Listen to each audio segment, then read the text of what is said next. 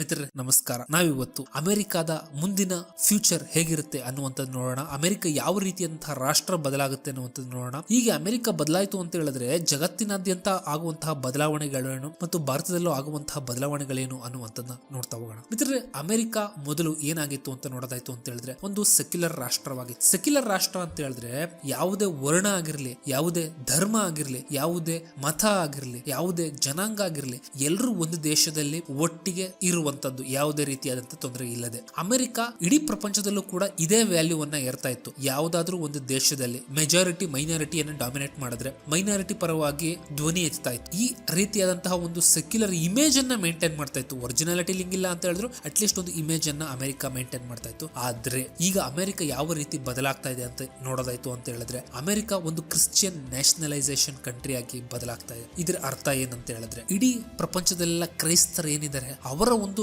ನಾಯಕನಾಗಿ ಅದು ಪೋರ್ಟ್ರೇ ಮಾಡ್ಕೋತಾ ಇದೆ. ನೀವು ಮೊನ್ನೆ ನೈಜೀರಿಯಾದಲ್ಲಿ ಕ್ರಿಶ್ಚಿಯನ್ನರ ವಿರುದ್ಧ ದಾಳಿ ನಡೀತಾ ಇದೆ ಅಂತ ಹೇಳ್ಬಿಟ್ಟು ಆ ದೇಶದ ಅಧ್ಯಕ್ಷರಿಗೆ ಒಂದು ಆವಾಜ್ ಅನ್ನ ನೀವು ಟ್ರಂಪ್ ಹಾಕಿದ್ದು ನೋಡಬಹುದು. ಅದು ಅಲ್ಲದೆ ಇತ್ತೀಚೆಗೆ ರೀಸೆಂಟ್ ಆಗಿ G20 ನಡೀತಲ್ಲ, ಅದಕ್ಕೆ ಅಮೆರಿಕ ಯಾವ ಕಾರಣವನ್ನ ಕೊಡ್ತು ಅಂತ ಹೇಳಿದ್ರೆ ಅಲ್ಲಿರುವಂತಹ ಸೌತ್ ಆಫ್ರಿಕಾದ ವೈಟ್ ಫಾರ್ಮರ್ಸ್ ಮೇಲೆ ಈ ಸೌತ್ ಆಫ್ರಿಕಾದ ಒಂದು ಜನರೇನಿದೆ ಅದನ್ನ ದಬ್ಬಾಳಿಕೆ ಮಾಡ್ತಾ ಇದ್ದಾರೆ. ಇದನ್ನ ಅಲ್ಲಿನ ಸೌತ್ ಆಫ್ರಿಕಾ ಅಧ್ಯಕ್ಷ ಆದಂತಹ ರಾಮಾಫೋಸಾ ಸಪೋರ್ಟ್ ಮಾಡ್ತಾ ಇದ್ದಾರೆ. ಇದರಿಂದ ವೈಟ್ ಫಾರ್ಮರ್ಸ್ಗೆ ಬಹಳ ಪ್ರಾಬ್ಲಮ್ ಆಗ್ತಿದೆ ಅನ್ನುವಂತಹ ಮಾತುಗಳನ್ನ ಆಡ್ತಾ ಇದ್ದಾರೆ.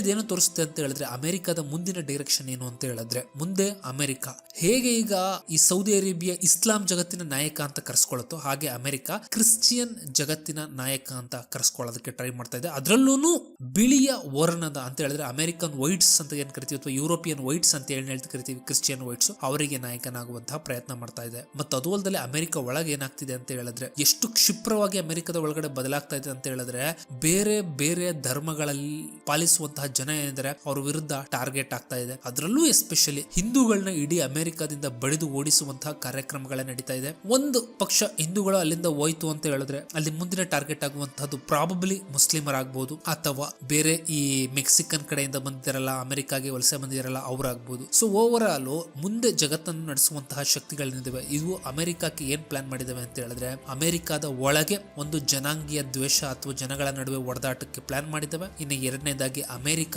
ಇಡೀ ಪ್ರಪಂಚದಾದ್ಯಂತ ಇರುವಂತಹ ಬಿಳಿಯ ಕ್ರಿಶ್ಚಿಯನ್ ಜನಾಂಗ ಏನಿದೆ ಇವುಗಳ ಲೀಡರ್ ಆಗುತ್ತೆ. ಎಸ್ಪೆಷಲಿ ಮುಂದೆ ಯುರೋಪ್ ಅಲ್ಲಿ ಕ್ರಿಶ್ಚಿಯನ್ಸ್ ವರ್ಸಸ್ ಮುಸ್ಲಿಮ್ಸ್ ಫೈಟ್ ಆಗುತ್ತಲ್ಲ, ಆಗ ಅಮೆರಿಕ ಇದರ ನಾಯಕನಾಗಿ ಯುರೋಪ್ ಅನ್ನ ಕಂಟ್ರೋಲ್ ಮಾಡುವಂತಹ ಎಲ್ಲಾ ಸಾಧ್ಯತೆಗಳು ಜಾಸ್ತಿ ಇವೆ. ಇದ್ರ ಓವರ್ ಆಲ್ ಏನ್ ಟ್ರೆಂಡ್ ಅನ್ನ ತೋರಿಸುತ್ತೆ ಅಂತ ಹೇಳಿದ್ರೆ ಇನ್ನು ಮುಂದೆ ಸೆಕ್ಯುಲರಿಸಂ ಅನ್ನುವಂಥದ್ದು ನಡೆಯೋದಿಲ್ಲ ಅನ್ನುವಂಥ ತೋರಿಸುತ್ತೆ. ಅಮೆರಿಕ ಕ್ರಿಶ್ಚಿಯನ್ ರಾಷ್ಟ್ರ ಆಗುತ್ತೆ, ಮುಸ್ಲಿಂ ರಾಷ್ಟ್ರಗಳು ತಮ್ಮ ಮುಸ್ಲಿಂ ಐಡೆಂಟಿಟಿಯನ್ನ ಇನ್ನ ಪ್ರಬಲ ಮಾಡ್ಕೋತವೆ, ಯುರೋಪ್ ಅಲ್ಲಿ ಮುಸ್ಲಿಮ್ಸ್ ವರ್ಸಸ್ ಕ್ರಿಶ್ಚಿಯನ್ಸ್ ಕ್ಲಾಶ್ ಆಗುತ್ತೆ. ಹೀಗೆ ಭಾರತದ ಒಂದು ದೃಷ್ಟಿ ನೋಡೋದಾಯ್ತು ಅಂತ ಹೇಳಿದ್ರೆ ಭಾರತ ಕೂಡ ಮುಂದೆ ಹಿಂದೂ ರಾಷ್ಟ್ರವಾಗಿ ಬದಲಾಗುತ್ತೆ. ಅದನ್ನ ಕೇವಲ ಹೇಳೋದಲ್ಲ, ಅಫಿಷಿಯಲ್ ಅನೌನ್ಸ್ಮೆಂಟ್ ಆಗುವಂತಹ ಎಲ್ಲಾ ಸಾಧ್ಯತೆಗಳು ಇವೆ. ಸೊ ಓವರ್ ಆಲ್ ಆಗಿ ಎಲ್ಲಾ ದೇಶಗಳು ವಾಪಸ್ ಧರ್ಮಕ್ಕೆ ವಾಪಸ್ ಆಗ್ತದೆ ಅಂತ ಹೇಳ್ಬೋದು. ಈವನ್ ಚೀನಾದಲ್ಲೂ ಕೂಡ ಚೀನಾದ ಒಂದಿಷ್ಟು ಕಲ್ಚರ್ಗಳಾದಂತಹ ಕನ್ಫ್ಯೂಷನಿಸಂ ಮತ್ತು ಬುದ್ಧಿಸಂ ಅನ್ನ ಅಪ್ಪಿಕೊಳ್ಳುವಂತಹ ಕೆಲಸಗಳು ನಡೀತಾ ಇದಾವೆ. ಮಿತ್ರರೇ, ಈ ವಿಡಿಯೋ ನಿಮ್ಗೆ ಇಷ್ಟ ಆಯ್ತು ಅಂತ ಹೇಳಿದ್ರೆ ಲೈಕ್, ಶೇರ್ ಮತ್ತು ಸಬ್ಸ್ಕ್ರೈಬ್ ಮಾಡಿ.